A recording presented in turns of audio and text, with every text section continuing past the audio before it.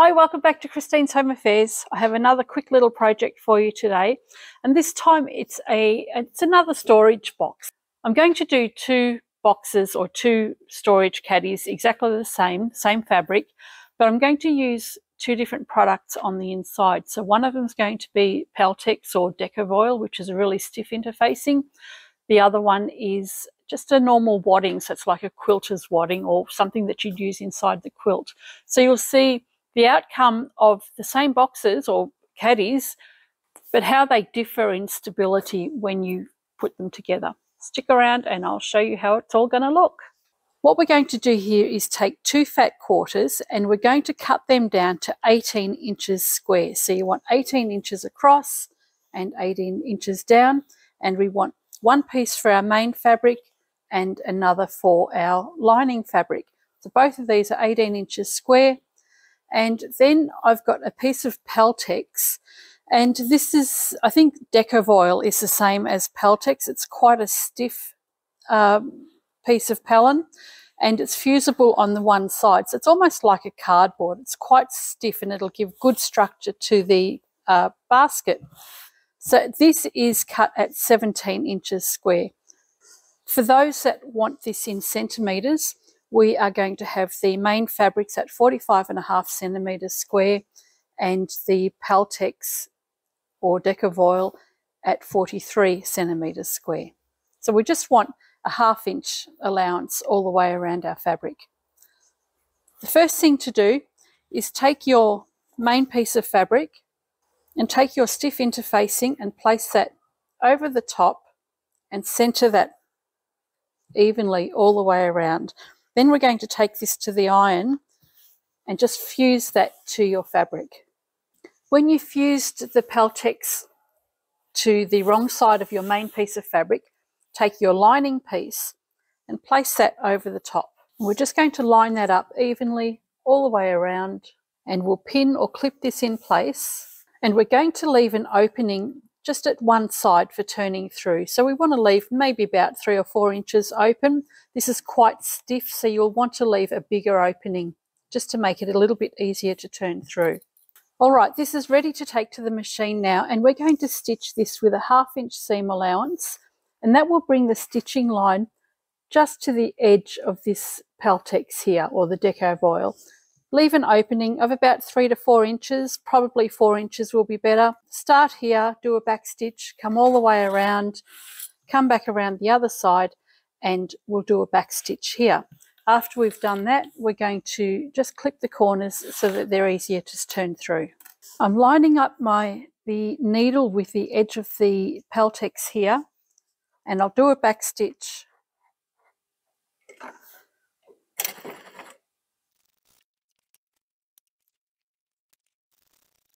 When I get to the corner, I'm actually going to back stitch and go forward again. I just like to reinforce my corners. Leave the needle down, turn your work around.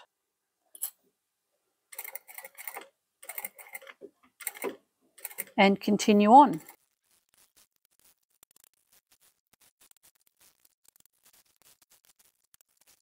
And when you get back to the beginning, make sure you leave a large enough opening that you can turn this through.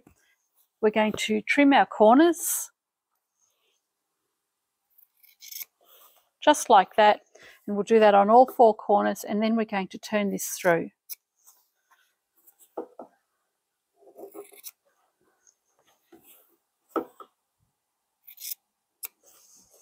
This has been pressed evenly all the way, and now you can go and top stitch all the way around, and it doesn't matter where you start.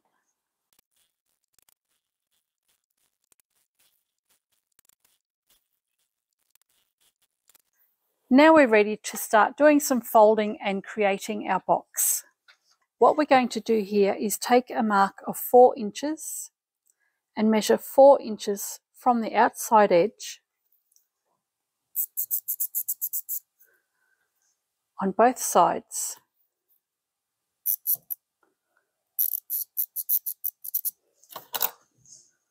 I'll pop a pin in so you can see better. We've got 4 inches from the outside edge on each side, And now we're going to take the corner and just bring that in to the pin. So we've got 4 inches across here and 4 inches down there. We're going to repeat that for all 4 corners.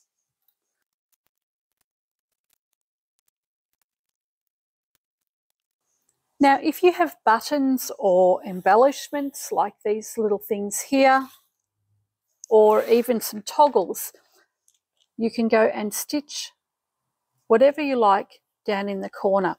So we just want to put something in the corner here and stitch that down so that holds it in place. I'm going to use these wooden toggles and they'll just be stitched down in the corners like that. So you need 4 of those, and we'll go and put that down now. Once you've put your buttons, toggles or embellishments on, take your piece of fabric and fold it in half until the straight edges meet. We want to find the centre here. So we've got our centre there, and we're going to mark 4 inches from the base or from the centre. We've got 4 inches from the centre there, and then we want to mark 4 inches from the side edge, and we'll do that on both sides. Because this is a bit stiff, I'm just going to clip these edges together just to hold it in place. What we want to do here, from the point here to this point, is draw a straight line.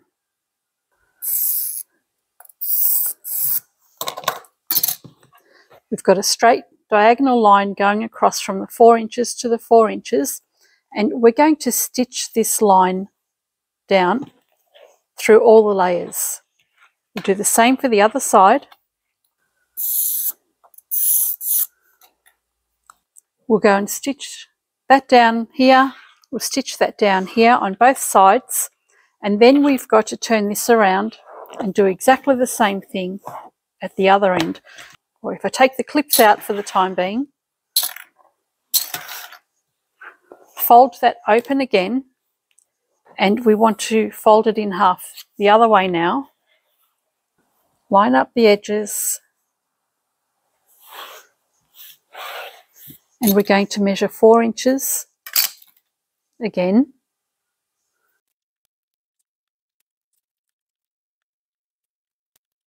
And again, we're going to draw a diagonal line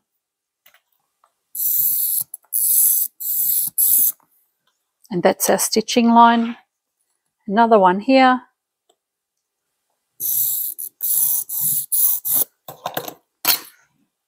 So whilst we've got this folded this way, we'll go and just do a diagonal stitch down both sides. Then when we've done that, we'll fold this back in half the other way, and we'll do the diagonal stitch on both sides of the other side. Now, because we've got quite a lot of bulk here, and there's also very, very stiff interfacing inside here, we actually want to make sure we double stitch at the beginning and at the end, just for added stability. And we're stitching on the drawn line.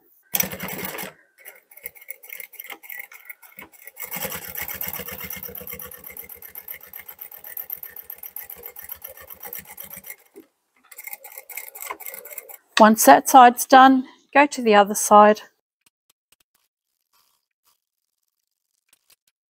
So we've got both sides done on this straight edge. Now we're going to flip it back over to how we had it before and bring these 2 straight edges together. We've got our drawn line here already. Make sure you've got your triangle sections lined up and the straight edge lined up. You can clip that in place just so that it doesn't shift on you. And we'll repeat that for the other side.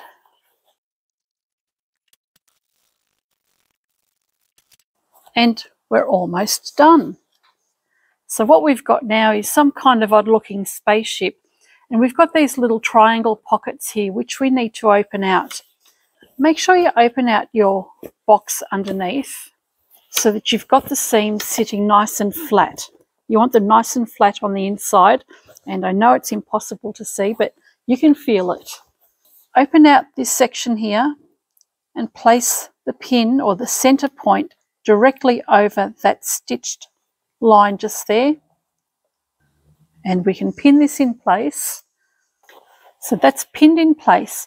What we're going to do now is where this seam is just here, we're going to stitch straight down there on both sides, and that will secure this little pocket in place. You'll need to turn your box inside out for this, unless you've got a free arm on your machine and you can get it straight over your machine. So I have my bag turned inside out. All I'm going to do here is stitch from the edge here over the top of my stitching and straight down there. Place your triangle section underneath your machine and we'll stitch up to the intersection there, leave your needle down, and then we'll stitch back down again.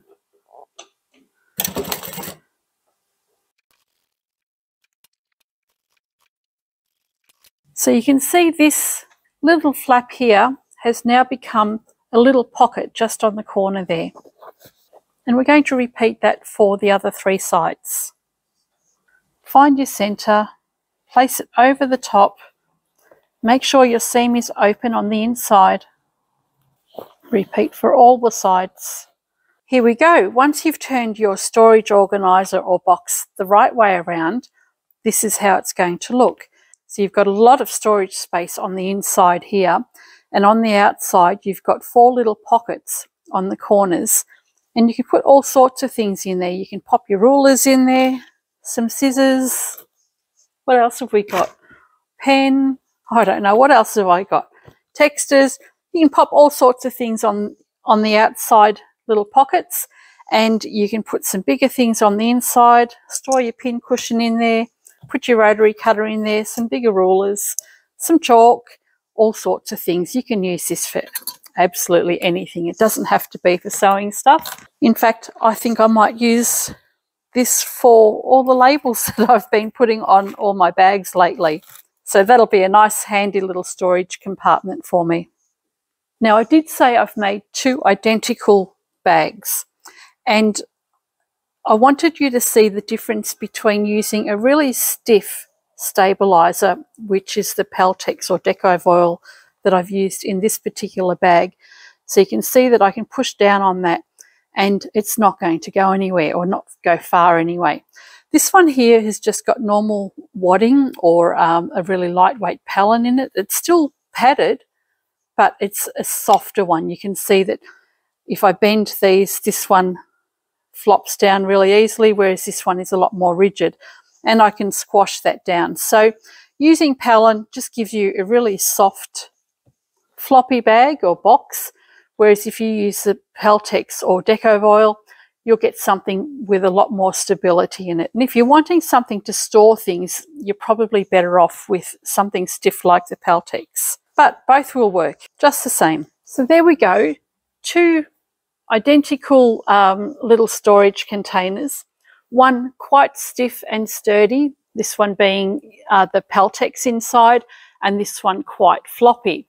So they'll both look nice, they both serve their purpose, they're both going to hold scissors and pens and craft bits and pieces, but one is just not going to collapse as easily as the other. So it really doesn't matter what products you use inside your craft items. It just depends on the outcome that you actually want for your craft items.